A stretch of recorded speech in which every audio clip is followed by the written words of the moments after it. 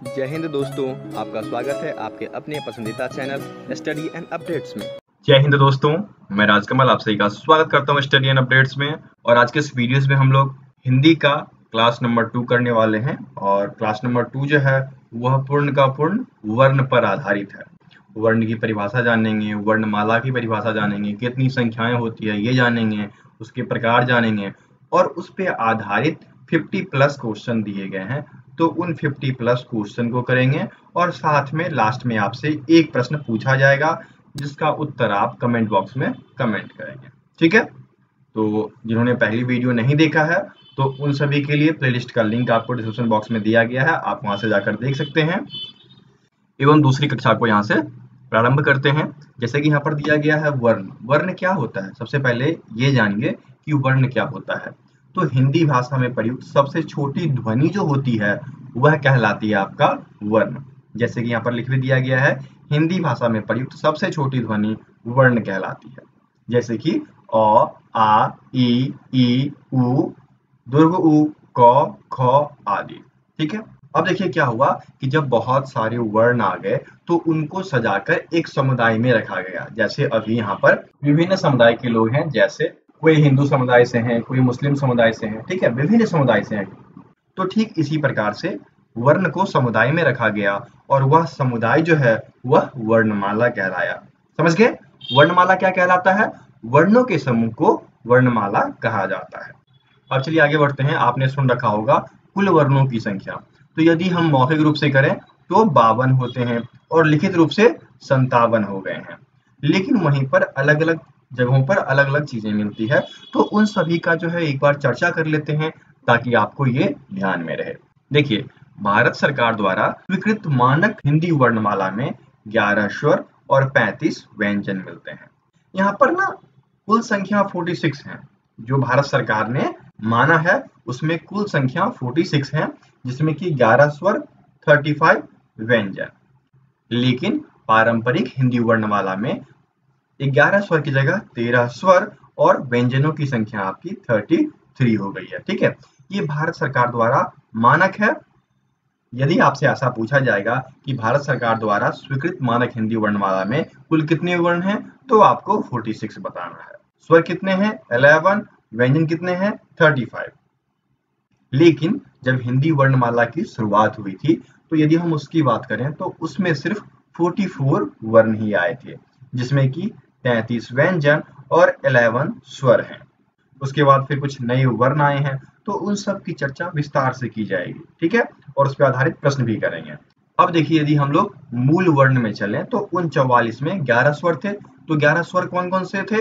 अ, आ, छोटी ई, बड़ी ई, छोटी ऊ, बड़ी ऊ। इसको आप हर्ष ई, इसको आप दीर्घ ई कह सकते हैं, इसको आप हर्ष उ, इसको आप दीर्घ उ भी कह सकते हैं। ठीक है, ठीक इसी प्रकार ए, ऐ, ओ, औ और री इसके अंतर्गत आते हैं और ये 11 थे। अब यदि व्यंजन की बात की जाए तो उस समय व्यंजन की संख्या 33 बताई गई थी। इसमें आपके क वर्ग आते हैं, ठीक है, फिर आपका च वर्ग आता है, फिर आपका ट वर्ग आता है, फिर आपका त वर्ग आता है, फिर आपका प वर्ग आता है और य, र, ल, व, तालव्य श, मूर्धन्य श, ह ये आते थे। तो 11 प्लस 33 इक्वल्स टू 44 वर्ण जो थे वह मूल वर्णों में आते हैं। ये आपके मूल वर्णों में आते हैं। आपको दो चीज पढ़ना है, एक आप ध्यान रखना मूल, दूसरा आपका आता है मूलतः। तो इन सब की भी चर्चा होगी। यदि मूलतः जोड़ देता है तो संख्या अलग हो जाएगी, मूल बोल दिया तो संख्या अलग हो जाएगी। तो मूल में आपके 44 थे, ठीक है, लेकिन मूलतः जब बोलेगा तो उसके अंतर्गत जो भारत सरकार ने मान्यता प्राप्त कराई थी उन वर्णों को जोड़ा गया है, जो कि 46 है। देख लीजिए यहाँ पर। तो यहाँ जो चर्चा कराया गया है सभी चीजों को ध्यान में रखकर कराया गया है, और प्रश्न जब करेंगे तो फिर आपका सारा डाउट क्लियर कर दिया जाएगा। चलिए आगे बढ़ते हैं। देखिए, अभी जो नवीनतम हिंदी है उसमें उच्चारण के आधार पर कुल वर्ण की संख्या 52 बताई गई है। ठीक है, नवीनतम मतलब नए हिंदी में कुल वर्णों की संख्या 52 बताई जाती है, जिसमें कि 11 स्वर और 41 व्यंजन होते हैं। वहीं पर यदि हम संस्कृत वर्णमाला की बात करें तो री को स्वर माना जाता है और यदि इसको शामिल कर लेंगे तो जाकर कुल वर्णों की संख्या 53 होगी। यदि आपको एग्जाम में पूछता है तो कुल वर्ण में 52 लगाने हैं। तो यदि आपसे पूछा जाए कि उच्चारण के आधार पर कुल कितने वर्ण हैं, तो आपको बोलना है 52 वर्ण हैं। ठीक है, अब आइए लेखन के आधार पे चलते हैं। तो लेखन के आधार पर कुल 57 वर्ण होते हैं, जिसमें कि 12 स्वर हो गया, 41 व्यंजन हो गया एवं 4 संयुक्त व्यंजन हो गए। ठीक है, तो देखिए यहाँ पर 12 स्वर कौन कौन से हैं? अ, आ, हर्षि, दीर्घ ई, हर्षु, दीर्घ उ, री, ए, ऐ, ओ, औ, अं। ये आ गया आपके स्वर में। और देखिए व्यंजन में 41 हैं, जिसमें कि क वर्ग हो गया, च वर्ग हो गया, ट वर्ग हो गया, त वर्ग हो गया, प वर्ग हो गया, यो रो लो वो तलबिश मुदंश दंश हो। अब बढ़ा क्या क्या ये देख लेना, ये बढ़ गया है यहाँ पर, फ बढ़ गया यहाँ पर। ठीक है, नवीनतम हिंदी व्याकरण में इन सबको ऐड किया गया है। जो बढ़ गया, ये सब बढ़ गए। ठीक है, और उसके साथ साथ संयुक्त की बात की जाए तो संयुक्त में आपके अक्ष, त्र, ज्ञ और स्र इनको जोड़ा गया। इन सबको मिलाकर कुल वर्णों की संख्या जो है लिखित में 57 हो गई, 57, जिसमें कि 12 स्वर, 41 व्यंजन और 4 संयुक्त आते हैं। ठीक है, ये आपके लिखित के आधार पर हैं और ऊपर वाले आपके मौखिक के आधार पर हैं, और परीक्षा में अधिकतर मौखिक ही पूछा जाता है। ये आपके एग्जाम के पर्पज से वीवीआई है। ठीक है, ये वीवीआई मानिएगा, एग्जाम में आपको मूलतः यही पूछा जाता है। चलिए आगे बढ़ते हैं। अब देखिए अयोगवाह की बात की गई है, एक बहुत ही अलग और इम्पोर्टेंट बात है। देखिए अयोगवाह क्या होते हैं? ये वैसे स्वर होते हैं जिनमें दोनों गुण पाए जाते हैं। एक तो ये आपके स्वर के अंतर्गत भी चले आते हैं और व्यंजन के अंतर्गत भी चले आते हैं, उन्हें कहा जाता है अयोगवाह। प्रश्न आपसे पूछ सकता है अयोगवाह किसे कहा जाता है या फिर अयोगवाह कौन कौन है? तो आपको याद रखना है अंग और अह जो हैं यह आपके अयोगवाह के अंतर्गत आते हैं। ठीक है, अभी हमने जितना पढ़ा उसके आधार पर कुछ प्रश्न को देख लेते हैं। जैसे कि आपका पहला दिया गया है, हिंदी वर्णमाला में मूल वर्णों की संख्या कितनी है? जल्दी से बताइए, मूल वर्ण कितने हो जाएंगे? मूल वर्ण आपके 44 हो जाएंगे। देखिए यहाँ पर उत्तर आपका फर्स्ट का बी हो जाएगा। ये मूल वर्ण है, यहाँ पर कुल वर्ण नहीं पूछा गया है, ये मूल वर्ण है। ठीक है, आगे बढ़िए। देखिए सेकंड, हिंदी में मूलतः वर्णों की संख्या कितनी है? यहाँ पर बोला गया है हिंदी में मूलतः वर्णों की संख्या कितनी है। तो हिंदी वर्णमाला में जो है मूलतः वर्णों की संख्या की बात की जाए तो वह आपके 46 हो जाएंगे, जो कि सरकार के द्वारा अप्रूव किए गए हैं। ठीक है, उसके बाद आगे बढ़ते हैं। हिंदी वर्णमाला में स्वरों की कुल संख्या, तो यदि हम मूल पे आए तो मूल में हिंदी वर्णमाला में स्वर की संख्या 11 बताई गई है और सरकार के द्वारा भी जो माना गया है उसमें 11 है। ठीक है, एक बार फिर मैं आपको दिखा देता हूं, सरकार ने भी क्या किया है कि 11 स्वर, 35 व्यंजन और मूलतः वर्णों की संख्या 46 बताई है।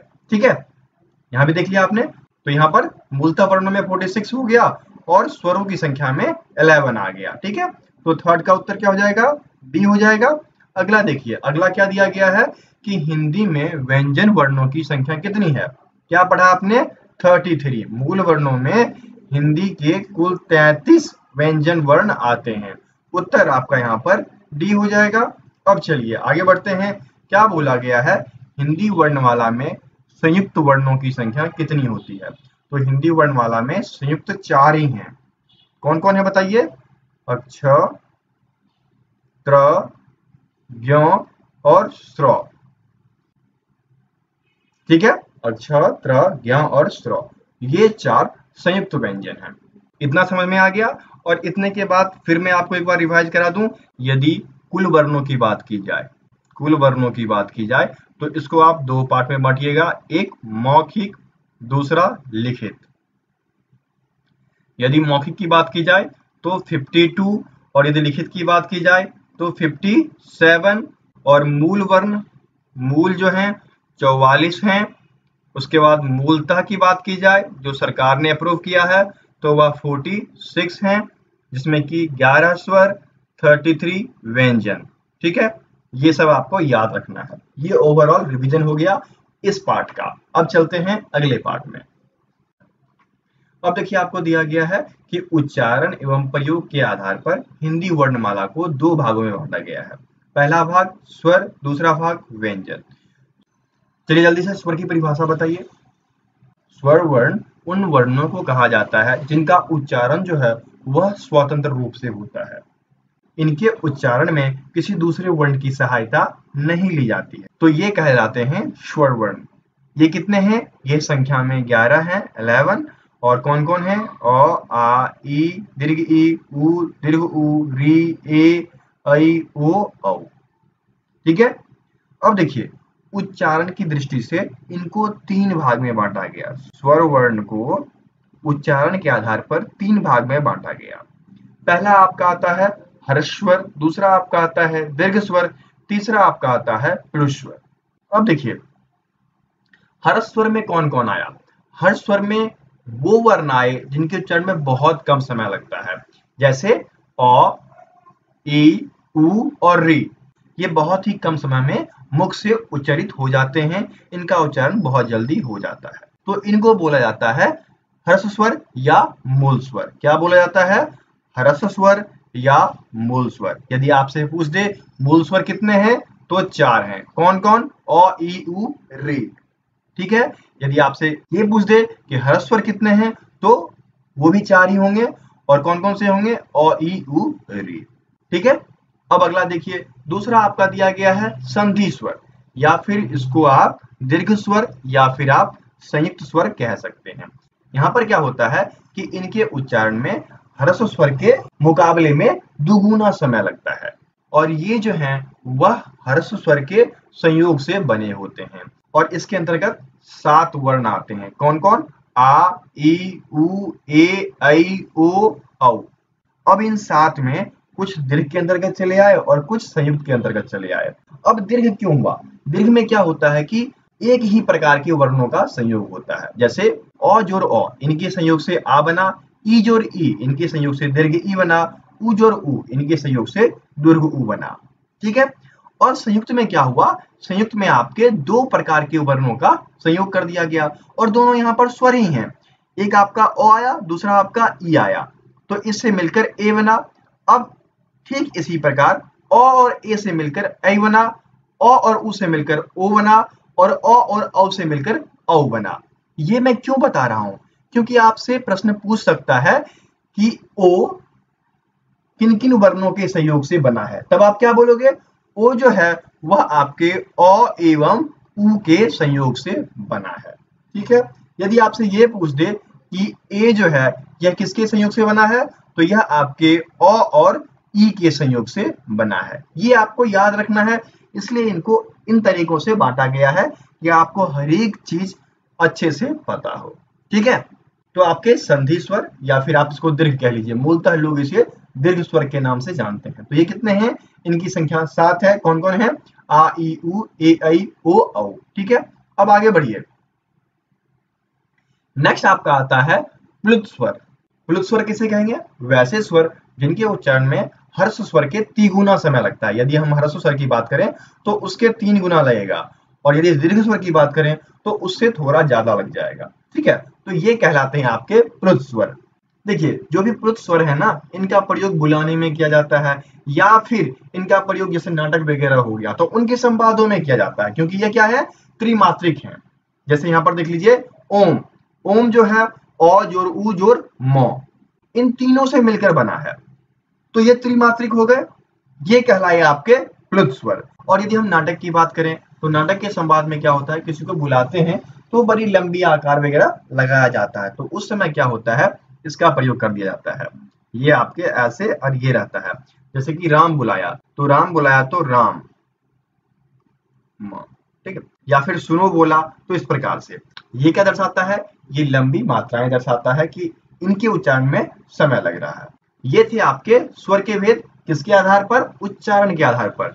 यदि हम जीवा की बात करें, जीव की बात करें, तो जीव के बेसिस पर भी स्वर को 3 भाग में बांटा गया है। कौन कौन है वो?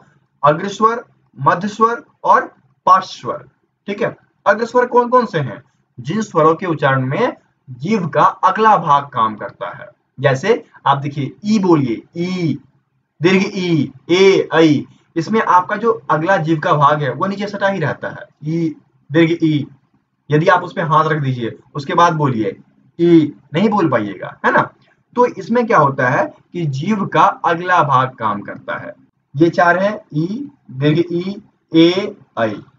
अब देखिए दूसरा आपका आता है मध्य स्वर, जो कि जीभ के आधार पर बांटे गए हैं। तो मध्य स्वर वैसे स्वर होते हैं जिनके उच्चारण में जीभ का मध्य भाग काम करता हो। जैसे आप अ बोलो, अ, तो उसमें जीभ का जो मिडिल भाग है वह काम करता है।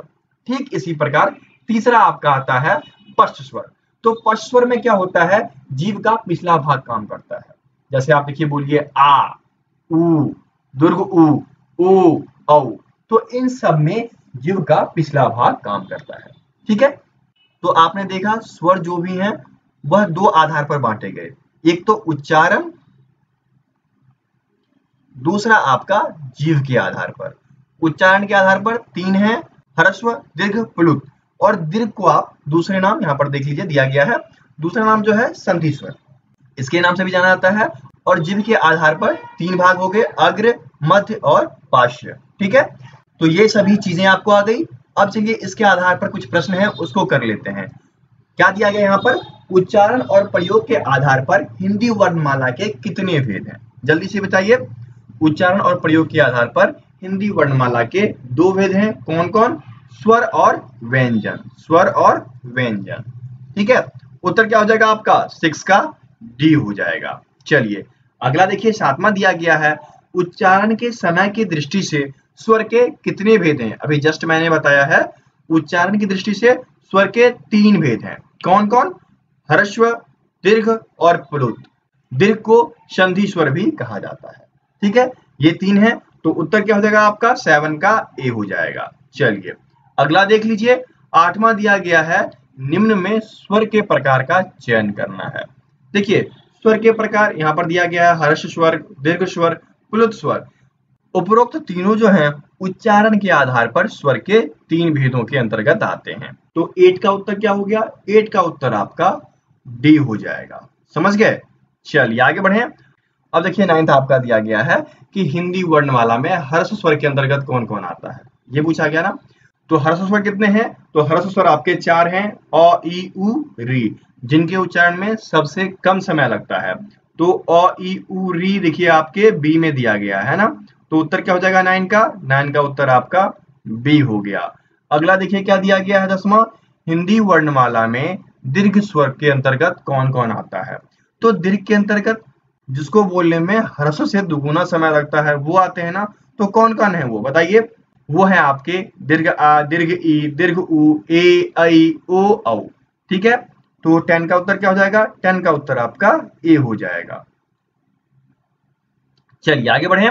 11 आपको दिया गया है, वह स्वर कौन सा है जिसके उच्चारण में दीर्घ स्वर से अधिक समय लगता है, लगभग 3 मात्राओं के बराबर समय लगता है। इसे त्रिमासिक स्वर भी कहा जाता है, त्रिमासिक, त्रिमैत्री, ये सब इनका नाम है। बताइए क्या हो जाएगा, आपने 3 प्रकार पढ़ा ना, ह्रस्व, संधि स्वर और प्लुत स्वर। तो प्लुत स्वर के उच्चारण में ह्रस्व के तिगुना, दीर्घ से ज्यादा और लगभग 3 मात्राओं के संयोग का समय लगता है। तो उत्तर क्या हो जाएगा 11 का, 11 का उत्तर आपका सी हो जाएगा। ठीक है, अब देखिए अगला प्रश्न दिया गया है, निम्नलिखित में वर्णमाला के आधार पर स्वर के प्रकार। देखिए यहाँ पर जो स्वर का प्रकार दिया गया है यह जीभ के आधार पर दिया गया है, और जीभ के आधार पर स्वर के 3 प्रकार हैं, कौन कौन, अग्र, मध्य और पश्च। कहाँ दिया गया है, ए, बी एवं सी में दिया गया। उत्तर क्या हो जाएगा, उपरोक्त तीनों। तो उत्तर आपका यहाँ पर 12 का डी हो जाएगा। तो इस प्रकार से आपका यहाँ पर दूसरा पार्ट खत्म होता है, फिर अगला कंटिन्यू करते हैं। अब चलिए आगे बढ़ते हैं। अब आपको यहाँ पर व्यंजन के बारे में पढ़ना है। तो व्यंजन कौन है बताइए जल्दी से। वे वर्ण जिनके उच्चारण में स्वरों की सहायता ली जाती है व्यंजन वर्ण कहलाते हैं। यदि स्वर की सहायता नहीं ली जाए तो वह नहीं बोले जा सकते। इनकी संख्या की बात की जाए तो मूल तौर पे ये 33 होते हैं, ये कहलाते हैं व्यंजन। ठीक है, देखिए व्यंजन लिखने का तरीका ये है, कौहलन, चौहलन, छौहलन, तौहलन, टौहलन, इस प्रकार से व्यंजन लिखे जाते हैं। और इन व्यंजन के साथ जैसे यहाँ पर क हलंत जोर अ हो जाए, अ का संयोग कर दिया जाए तो यह जाकर क हो जाएंगे, इनका हलंत हट जाएगा और ये पूर्ण रूप से व्यंजन कहलाते हैं। अर्थात व्यंजन वे वर्ण हैं जिनके उच्चारण में स्वरों की सहायता ली जाती है। ठीक है, तो यहाँ पर आपको साफ साफ लिख दिया गया है कि क हलंत, च हलंत, छ हलंत, ज हलंत इन सभी में अ लगाने पर नीचे का हल हट जाता है और यह व्यंजन के रूप में चले आते हैं।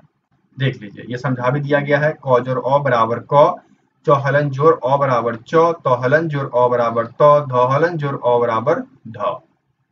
ठीक है, चलिए आगे बढ़े। अब देखिए व्यंजन के भेद के बारे में जानते हैं। तो व्यंजन के कुल कितने भेद हैं? तो व्यंजन के कुल 6 भेद होते हैं। कौन कौन से? स्पर्श व्यंजन, अनुनासिक व्यंजन, अंतःस्थ व्यंजन, उष्ण व्यंजन, द्विगुण व्यंजन या उच्छिप्त व्यंजन और संयुक्त व्यंजन।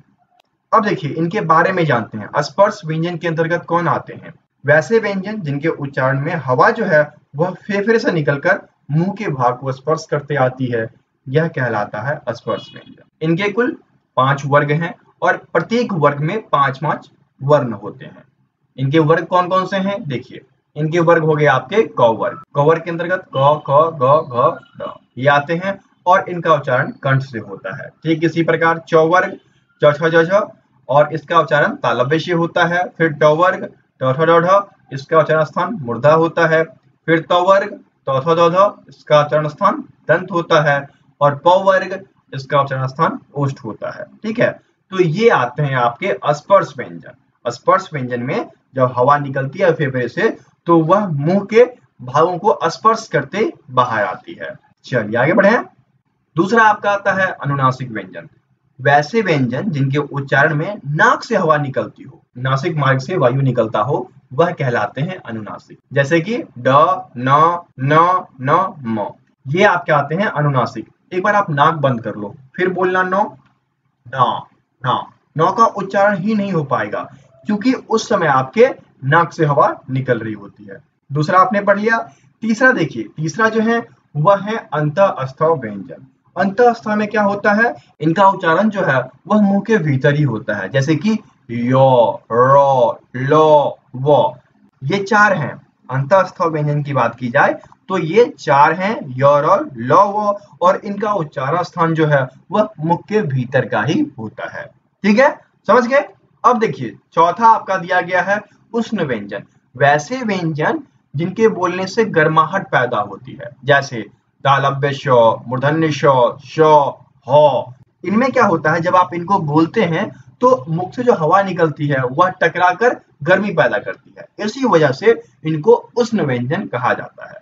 आप अपने हाथ को मुख के आगे रखना और तालव्य श, मूर्धन्य श, दंत स और ह बोलकर देखना, गर्म हवाएं बाहर निकलेगी। इन्हीं वजह से इनको उष्ण व्यंजन कहा गया है। समझ गए? चलिए आगे बढ़े।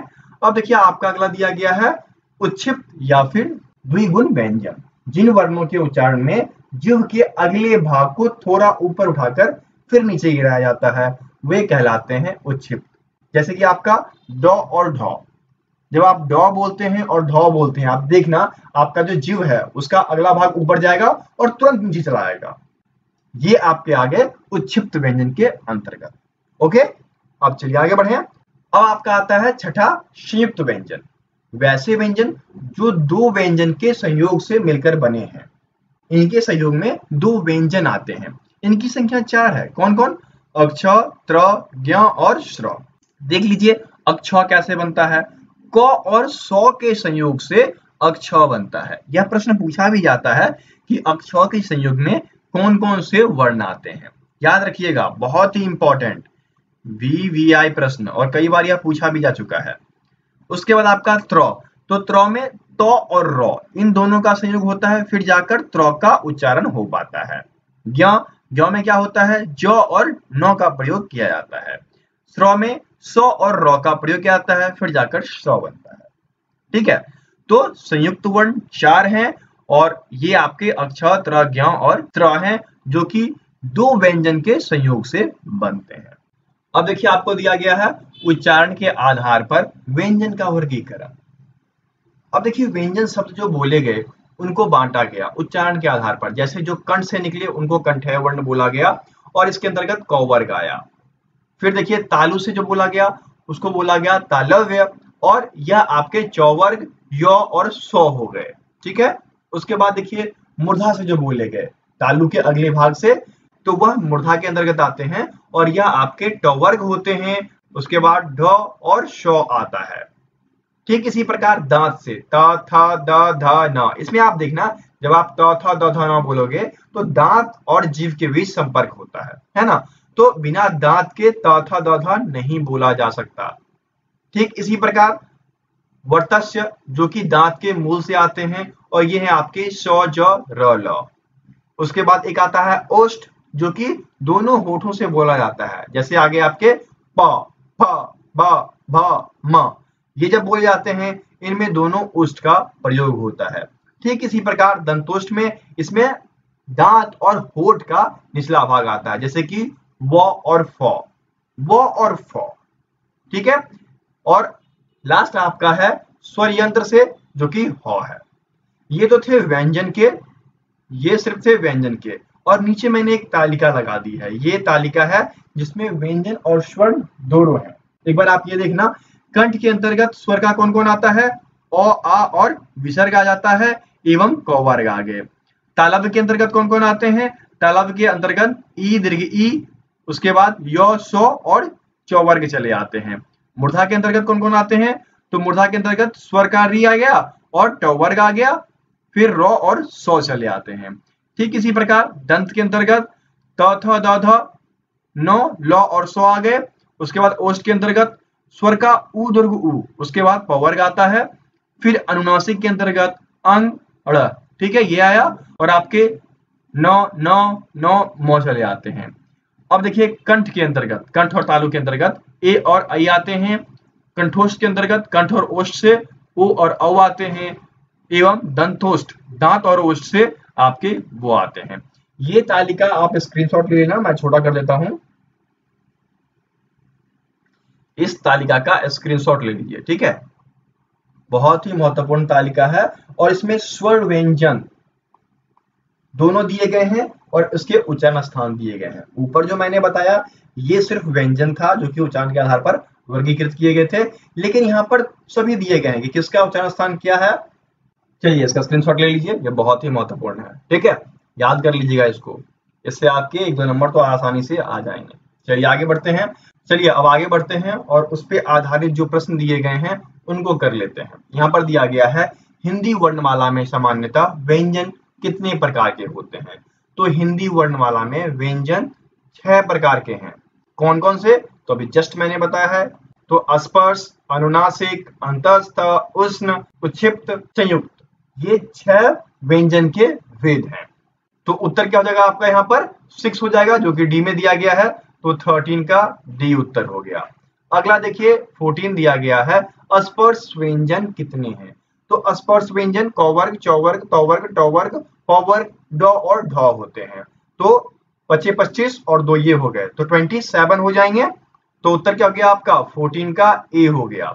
इसके अंतर्गत क वर्ग, च वर्ग, त वर्ग, प वर्ग, ट वर्ग और आपके ड एवं ढ आते हैं। ठीक है, इनका पूरा वर्ग आता है, ध्यान रखना ये पूरा वर्ग, और वर्ग में 5 होते हैं। तो 5 × 5 25 + 2 = 27 टोटल हो जाएंगे आपके अस्पर्श व्यंजन। समझ गए। चलिए आगे बढ़ते हैं। 15 दिया गया है अनुनासिक व्यंजन कितने होते हैं। तो अनुनासिक व्यंजन आपके 5 होते हैं। क्या क्या पढ़ा आपने, ण, न, न, म और न, ये पढ़ा है ना आपने, ये अनुनासिक के अंतर्गत आते हैं। ओके, तो उत्तर हो जाएगा 15 का सी। चलिए अगला दिया गया है अंतःस्थाव व्यंजन कितने हैं। तो अंतःस्थाव व्यंजन की बात की जाए तो इनकी संख्या 4 है, य, र, ल और व, ये 4 हैं। उत्तर आपका बी हो जाएगा, 16 का बी उत्तर हो गया। अगला देखिए 17 दिया गया है उष्ण व्यंजन कितने हैं। उष्ण व्यंजन बताइए। उष्ण व्यंजन जो हैं यह आपके 4 हैं। कौन कौन से, तालव्य श, दंत श और ह, ये आपके उष्ण व्यंजन है। उत्तर क्या हो जाएगा 17 का? सी उत्तर हो जाएगा। अगला बढ़िए, उच्छिष्ट व्यंजन के बारे में कहा गया है। तो ये दो ही होते हैं ना, कौन कौन होते हैं बताइए जल्दी से। एक आपका ड और दूसरा आपका ढ। ये आपके उच्छिष्ट व्यंजन के अंतर्गत आते हैं। तो उत्तर क्या हो जाएगा 18 का? बी हो गया। चलिए आगे बढ़े। ठीक इसी प्रकार 19 में पूछा गया है संयुक्त व्यंजन के वर्ण बताने हैं। तो संयुक्त व्यंजन के अंतर्गत कौन कौन आते हैं? अक्ष, त्र, ज्ञ एवं स्र। तो अक्ष, त्र, ज्ञ, स्र नहीं दिया गया है, ये भी आता है। तो तीनों के तीनों आ रहे हैं ना। उत्तर क्या हो जाएगा? उपरोक्त सभी। तो 19 का डी उत्तर हो गया। अब देखिए 20 दिया गया है हिंदी वर्णमाला में कोमल तालव्य, जिसको कि कंठ्य वर्ण बोला जाता है। तो कंठ्य व्यंजन कौन कौन से हैं बताइए। कंठ्य व्यंजन आपके क, ख, ग, घ, ण। ठीक है, ये 5 हैं। उत्तर क्या हो जाएगा आपका 20 का ए हो जाएगा। अभी मैंने आपको जस्ट ऊपर बताया था कि उच्चारण के आधार पर व्यंजन के प्रकार, तो उनके श्रेणी में ये सब आते हैं। ठीक है, अगला देखिए 21 दिया गया है हिंदी वर्णमाला में दंत्य व्यंजन कौन कौन से हैं। तो दांत से किस किस का उच्चारण होता है बताइए जल्दी से। तो दांत से उच्चारण आपका तवर्ग का होता है, त, थ, द, ध, न, जो कि आपको यहाँ पर सी में दिया गया है। तो उत्तर क्या हो जाएगा 21 का सी हो जाएगा। क्या होता है? तवर्ग जो होते हैं वह दंत व्यंजन होते हैं। ठीक है, अब चलिए अगला प्रश्न आपको दिया गया है कि हिंदी वर्णमाला में मूर्धा। तो मूर्धा वाले आपके कौन कौन हैं? टवर्ग ना, ट, ठ, ड, ढ, न। देखिए बी में दिया गया है। उत्तर क्या हो जाएगा 22 का? बी उत्तर हो जाएगा। अब अगला देखिए क्या बोला गया है कि हिंदी वर्णमाला में ओष्ठ व्यंजन कौन कौन से हैं। तो देखिए ओष्ठ के अंतर्गत प, फ, ब, भ, म आता है। पवर्ग आ गया ना, तो पवर्ग ढूंढिए, आपके ए में दिया गया है। तो 23 का ए उत्तर आ जाएगा। इसमें क्या आता है? पवर्ग आते हैं, प, फ, ब, भ, म। समझ गए। अगला देखिए 24 दिया गया है हिंदी वर्णमाला में दंतोष्ठ व्यंजन कौन सा है। तो दंत और ओष्ठ की बात की गई है, और दंत एवं ओष्ठ से वो बोला जाता है, वो दंतोष्ठ। ठीक है, उत्तर आपका 24 का ए हो जाएगा। तो इस प्रकार से यहाँ पर ये पाठ खत्म होता है। अगला जो है आपका वह श्वास के आधार पर है, अल्पप्राण, महाप्राण एवं उसके बाद कुछ और होंगे, जैसे कि ये आपका घोष अघोष हो जाएगा। फिर उसके बाद ये चैप्टर खत्म हो जाएगा। ओके, तो चलिए फिर शुरू करते हैं और टॉपिक को जानते हैं, फिर उस पर प्रश्न करेंगे। अब देखिए श्वास, और श्वास के अंतर्गत प्राण वायु आते हैं। आप जानते हैं ना, प्राण का अर्थ वायु हो जाता है। और इसके आधार पर जितने भी व्यंजन हैं उसको दो भागों में बांटा गया है। कौन कौन? एक हो गया आपका अल्प प्राण, दूसरा आपका हो गया महाप्राण। ये बहुत पूछा जाता है, और ट्रेडमैन हो गया, हेड कांस्टेबल हो गया, इन एग्जामों में बहुत ज्यादा पूछा जाता है। कांस्टेबल में तो बहुत कम पूछा गया है, लेकिन ट्रेडमैन एवं हेड कांस्टेबल में बहुत बार ये पूछा गया है। तो ये अल्प प्राण और महाप्राण क्या है, चलिए इनके बारे में जानते हैं। देखिए अल्प प्राण उन व्यंजन वर्णों को कहा जाता है जिनके उच्चारण में वायु की सामान्य मात्रा रहती है और हकार जैसी ध्वनि बहुत कम होती है, वो कहलाते हैं आपके अल्प प्राण। यदि हम सरल शब्दों में कहें तो सीधी सी बात होगी कि जिन व्यंजन के उच्चारण में श्वास वायु कम मात्रा में बाहर निकले ना, उससे अल्प प्राण कहा जाता है। तो अल्प प्राण के अंतर्गत किन किन को रखा गया? तो अल्प प्राण के अंतर्गत वर्ग का पहला, तीसरा और पांचवा वर्ण है। जैसे कवर्ग की बात की जाए तो कवर्ग में क पहला हो गया, ग आपका तीसरा हो गया और अड़ा आपका पांचवा हो गया। इनके उच्चारण में बहुत कम मात्रा में श्वास वायु निकलती है। अल्प प्राण में क्या क्या आ गया?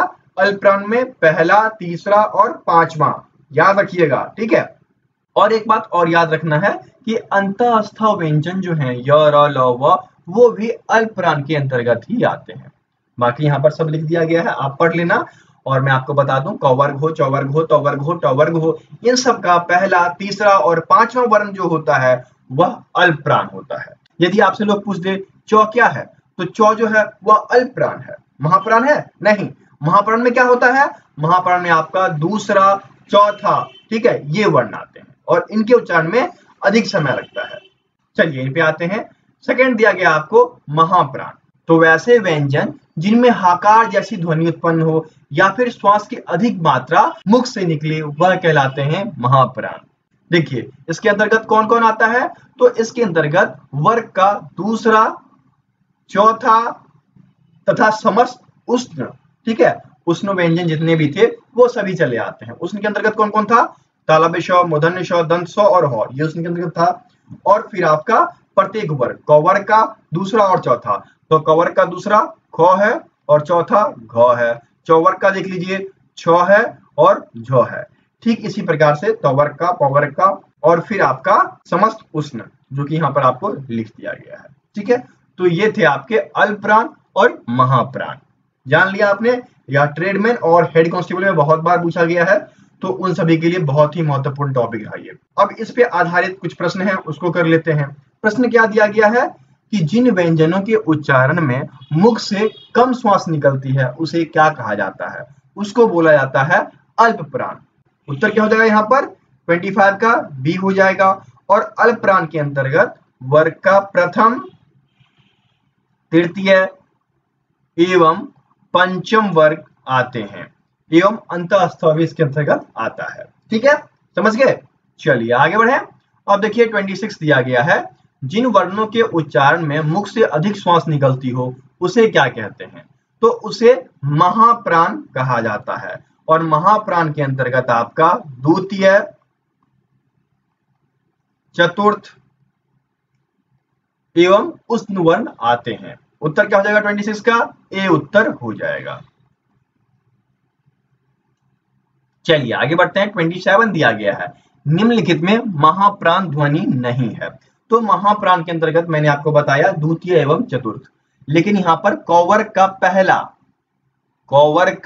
पहला अक्षर होता है क। ठीक है, ख, ग, घ और अड़ा।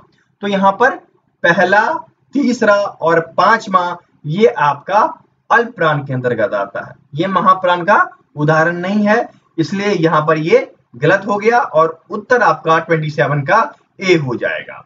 बाकी आप देख लीजिए, घ ये आपका चौथा है, झ ये आपका चौथा है, एवं य र ल व ये आपके महाप्राण के अंतर्गत आते हैं। ठीक है, चलिए आगे बढ़े। अब देखिए 28 दिया गया है, निम्नलिखित में से कौन सा अल्पप्राण ध्वनि है? तो अल्पप्राण कौन कौन हो जाएगा? वर्ग का प्रथम, तृतीय एवं पंचम। अब यहां पर देखिए ओ आ, ये प्रथम एवं द्वितीय हो गए, यहाँ पर द्वितीय नहीं होगा ना, तृतीय होना चाहिए था ना, तो ये गलत हो गए। दूसरा आपका क और ग दिया गया है, तो क प्रथम हो गया और ग आपका तृतीय हो गया, तो ये आपके अल्पप्राण में चले आए। य और ध नहीं होगा, फ और भ भी नहीं होगा। उत्तर आपका 28 का बी हो गया। समझ गए? इसी प्रकार के प्रश्न आपके एग्जाम में आने वाले हैं, तो पूर्ण तैयारी कर लीजिए और बहुत ही विस्तार से एवं अच्छे तरीके से आपको सभी प्रश्न कराए जाएंगे। अब देखिए अगला आपका आता है घोष एवं अघोष। ये व्यंजन के प्रकार हैं। और घोष अघोष करने का क्या मतलब है? घोष का अर्थ होता है नाद, गुंजन। तो गुंजन के आधार पर व्यंजन के दो भेद हो गए, घोष एवं अघोष। ठीक है, अब देखिए घोष क्या हुए? जिनकी नाद में स्वर तंत्रियां झंकृत होती हैं, जिन वर्णों के उच्चारण में गले से कंपन होती हैं, गूंज आती हैं, उन्हें कहा जाता है घोष। जैसे आप देखिए ग, घ, ड, ड, ज, झ, न, ये सब बोलोगे ना तो गले में कंपन होती है। एक बार आप गले पर हाथ रखो और ग बोलो, ग, घ, ज, झ, तो इसमें क्या होता है? कंपन होती है। और कंपन के आधार पर जो आते हैं वह घोष या सघोष बोले जाते हैं। इसके अंतर्गत आपके ये सारे आ गए। अच्छा ये बताइए घोष के अंतर्गत कौन कौन आते हैं? तो व्यंजन के जितने भी वर्ग हैं उनके अंतिम 3 वर्ण और अंतःस्थ व्यंजन जो हैं यह आपके घोष के अंतर्गत आते हैं। घोष के बारे में बोला गया है, जब घोष ध्वनि निकलती है तो वायु को बाहर की ओर धक्का देती है, इसी वजह से झंकृत होता है, इसमें कंपन पैदा होता है। अगला देख लीजिए अघोष दिया गया है, तो वैसे वर्ण जिनके उच्चारण में तंत्रियां झंकृत नहीं होती हैं, जैसे क, ख, च, झ, ट, ठ, ये सब बोलिए। इन सब में ऐसा नहीं है। तो वर्गों के पहले 2 वर्ण तथा तालव्य श, मूर्धन्य श, दंत श ये आपके अघोष के अंतर्गत चले आएंगे।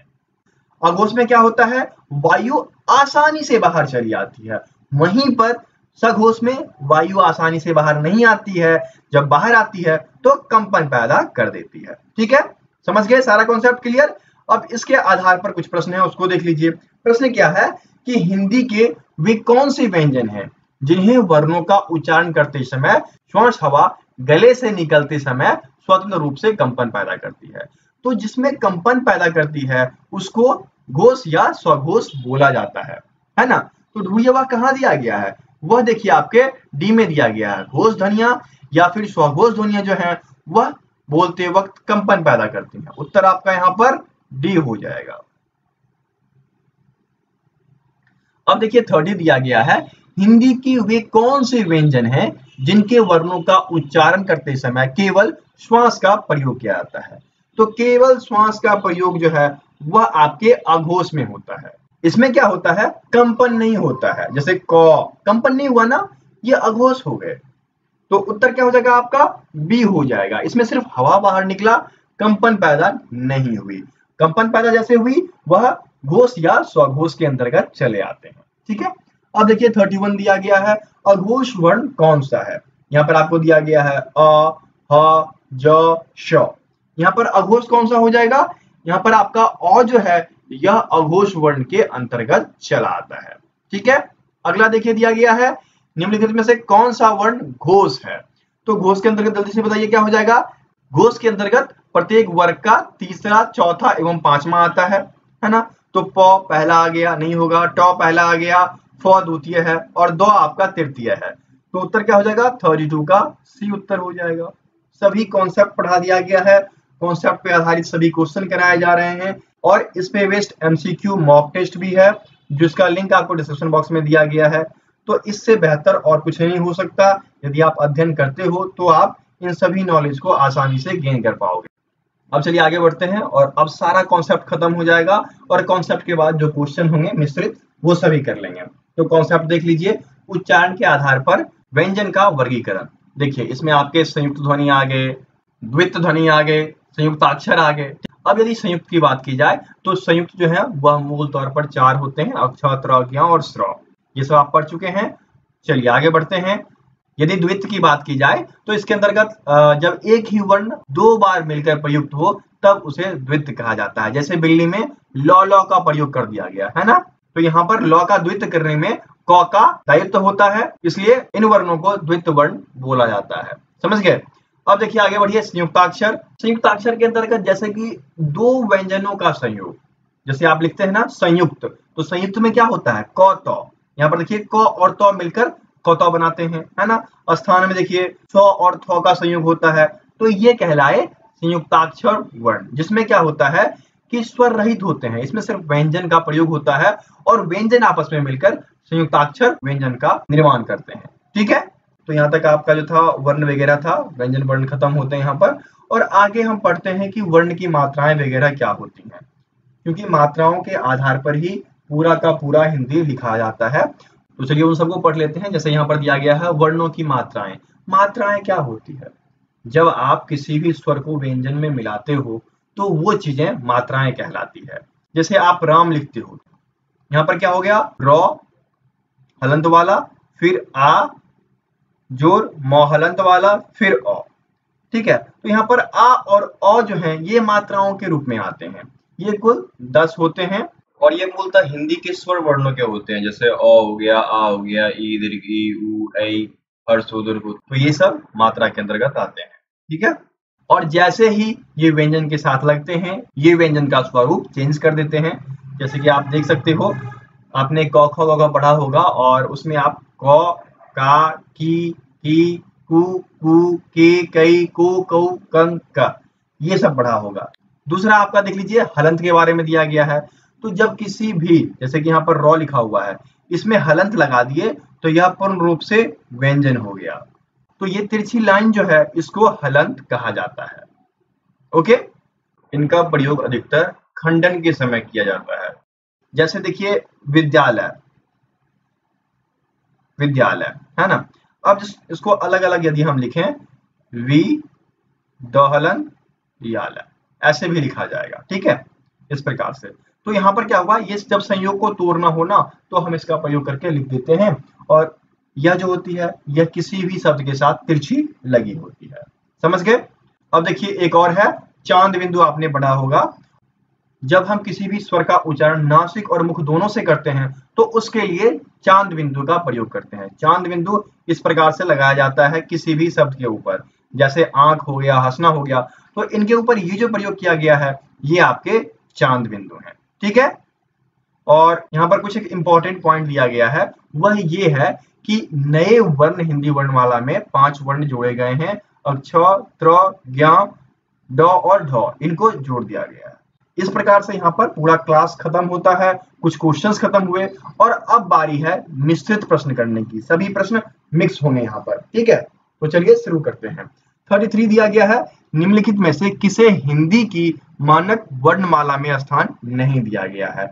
यहाँ पर दिया गया है ली, क्री, श्री, ड। तो श्री को मानक हिंदी वर्णमाला में स्थान नहीं दिया गया है। उत्तर क्या हो जाएगा आपका? सी हो जाएगा। अगला देखिए 34 दिया गया है, घ का उच्चारण स्थान। तो कवर्ग है ना, तो कवर्ग का उच्चारण स्थान कहाँ होता है बताइए?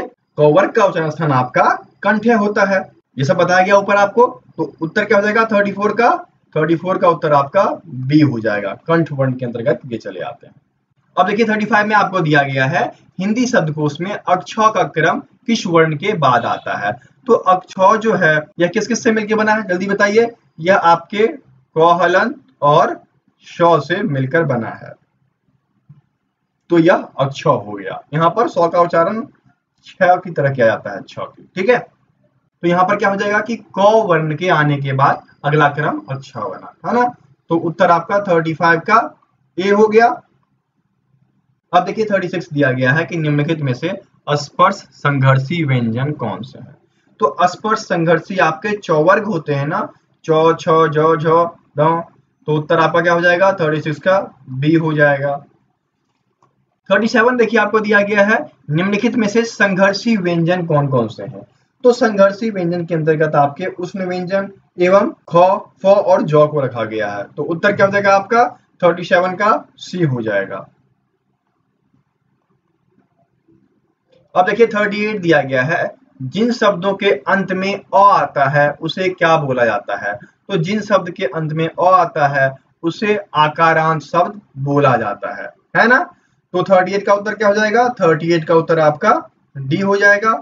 अगला देखिए क्या दिया गया है, निम्नलिखित में से अघोष वर्ण कौन सा है। यहाँ पर दिया गया है च, अ, ह और म। अघोष कौन सा होगा बताइए जल्दी से? यहाँ पर च जो है वह अघोष है ना। ये आपके अघोष क्यों हो गए? क्योंकि अघोष के अंतर्गत फर्स्ट, थर्ड और फिफ्थ, ठीक है, वर्ग के फर्स्ट, थर्ड और फिफ्थ वर्ण आते हैं, इसलिए च यहाँ पर क्या हो जाएगा? अघोष वर्ण हो जाएगा।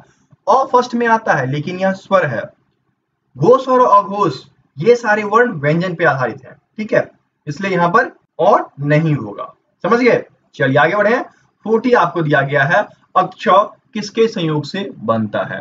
तो अभी जस्ट मैंने लिखा था ऊपर, अक्ष का संयोग जो है वह क और स के मिलने से हुआ है। तो क्वेश्चन नंबर 40 का उत्तर आपका ए हो गया। आगे बढ़े। अब देखिए 41 दिया गया है, उच्चारण स्थान के आधार पर बताइए कि मूर्ध व्यंजन कौन कौन से हैं। तो मूर्धा से जो उच्चरित होते हैं, और मूर्धा से आपके कौन कौन उच्चरित होते हैं बताइए जल्दी से? ट और ड। यहाँ पर ट और ड जो हैं वह मूर्धा से उच्चरित होते हैं, तो 41 का बी उत्तर हो जाएगा। 42 दिया गया है, निम्नलिखित में से उष्ण व्यंजन कौन कौन से। तो अभी जस्ट आपने पढ़ाना, उष्ण के अंतर्गत कौन कौन आते हैं। तो उष्ण के अंतर्गत आपके तालव्य श, मूर्धन्य श, दंत श एवं ह आते हैं। तो इसमें से क्या दिया गया? ह दिया गया है ना।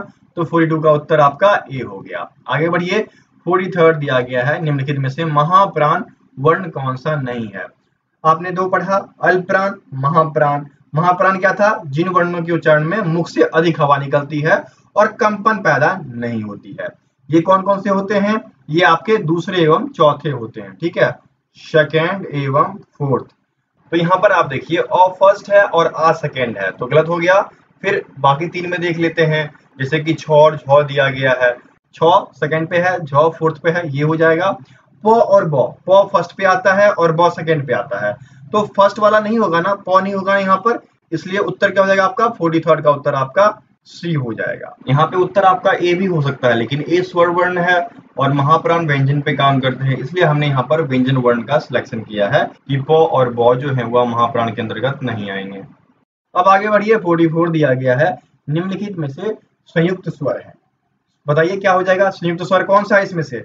इसमें से संयुक्त स्वर आपका ए हो जाएगा, क्योंकि अ जोड़ ई बराबर ए होता है, अभी आपने पढ़ा ना, और यह संयुक्त स्वर के अंतर्गत आता है। तो उत्तर क्या हो जाएगा आपका? उत्तर आपका ए हो जाएगा, 44 का ए उत्तर हो जाएगा। ये दो अलग अलग स्वर के संयोग से बनते हैं, इसलिए इनको संयुक्त स्वर कहा जाता है। ठीक है, अब देखिए आगे बढ़िए। 45 दिया गया है, निम्नलिखित में से कौन सा स्वघोष वर्ण है? आपने अभी जस्ट पढ़ा है, क्या हो जाएगा इसके अंतर्गत? इसके अंतर्गत देखिए ई दिया गया है, ई जो है वह आपका स्वघोष वर्ण है। ई ई, गला पकड़िए, देखिए घर्षण हो रही है, ई है ना, तो 45 का ए उत्तर हो जाएगा। चलिए आगे बढ़ते हैं। 46 दिया गया है, निम्नलिखित में से पंचम वर्ण कौन सा है? तो वर्ग का पंचम वर्ण यहाँ पर देखिए 9 दिया गया है ना, त थ द ध न, तो ये पंचम वर्ण है, तो 46 का ए उत्तर हो गया। चलिए आगे बढ़ते हैं। 47 दिया गया है, निम्नलिखित में से मूर्धन्य ध्वनि कौन सी है? देखिए मैंने जस्ट बताया था ना, मूर्धन्य वर्ण के अंतर्गत ट ठ ड ढ न, ड ढ र श और री आता है। तो चलिए अब ऑप्शन देख लीजिए। ऑप्शन में आपके 100 दिया गया है, तो 100 जो है वह मूर्धन्य वर्ण के अंतर्गत आता है, इसलिए 47 का उत्तर आपका बी हो गया। अगला देखिए क्या दिया गया है, 48 दिया गया है, निम्नलिखित में से अयोगवाह कौन है? अयोगवाह आपके दो ही हैं, अंग और अ, तो उत्तर क्या हो जाएगा आपका? सी हो जाएगा। यह आपको फर्स्ट पार्ट में बताया गया था, सबसे ऊपर था यह। अगला देखिए 49 दिया गया है, निम्नलिखित में से अर्धस्वर, अर्धस्वर के अंतर्गत व को रखा गया है, उत्तर क्या हो जाएगा? ए हो जाएगा। 50वां जो कि आखिरी प्रश्न है, उसके बाद मैं आपसे एक प्रश्न पूछूंगा, उसका उत्तर आप लोग कमेंट बॉक्स में कमेंट कीजिएगा। 50वां दिया गया है, निम्नलिखित में से घोष वर्ण कौन सा है? तो घोष और घोष पढ़ा आपने, यहाँ पर थ ज च और ट दिया गया है। तो घोष के अंतर्गत क्या क्या आता है? थर्ड, फोर्थ एवं फिफ्थ। अब देखिए यहाँ पर थ दिया गया है, त थ, ये सेकंड पे आता है, नहीं होगा। च छ ज, ये थर्ड पे आता है, ये हो जाएगा। जो है थर्ड पे आता है, च फर्स्ट पे आता है, नहीं होगा। ट फर्स्ट पे आता है, नहीं होगा। उत्तर क्या हो जाएगा 50 का? 50 का उत्तर बी हो जाएगा। जो है वह घोष वर्ण है। ठीक है, इस प्रकार से 50 प्रश्न और कॉन्सेप्ट आपको बता दिए गए हैं। अब बारी है आज की प्रश्न की। तो आज का प्रश्न ये रहा, इसमें दिया गया है, इनमें से संयुक्त व्यंजन कौन सा है, ये आपको बताना है। मैंने आपको बताया संयुक्त व्यंजन के बारे में, वो 4 हैं, और उन 4 में से कोई एक यहाँ पर दिया गया है, तो उसी के बारे में आपको बताना है कि संयुक्त व्यंजन कौन सा है, वो आप कमेंट बॉक्स में कमेंट करेंगे। ठीक है, वीडियो अच्छी लगी तो चैनल को सब्सक्राइब कर लीजिए, बेल आइकन दबा लीजिए, वीडियो को लाइक कर दीजिए और इसे अपने दोस्तों के बीच शेयर भी कर दीजिए। ऐसे हिंदी के और भी चैप्टर्स आएंगे, थोड़ा समय लगता है कंटेंट बनाने में, तो थोड़ी लेट होगी, एक दिन 2 दिन लेट करके वीडियो आएगा, लेकिन आपको 23-24 क्लासेस दी जाएगी और बहुत ही अच्छे से दी जाएगी, क्योंकि इसका मॉक टेस्ट भी बनाना होता है, तो इन सभी कामों में समय लग जाता है, तो समय को देखते हुए आपको सभी क्लासेस दे दी जाएगी। ठीक है, मिलते हैं अगले वीडियो में, तब तक के लिए जय हिंद।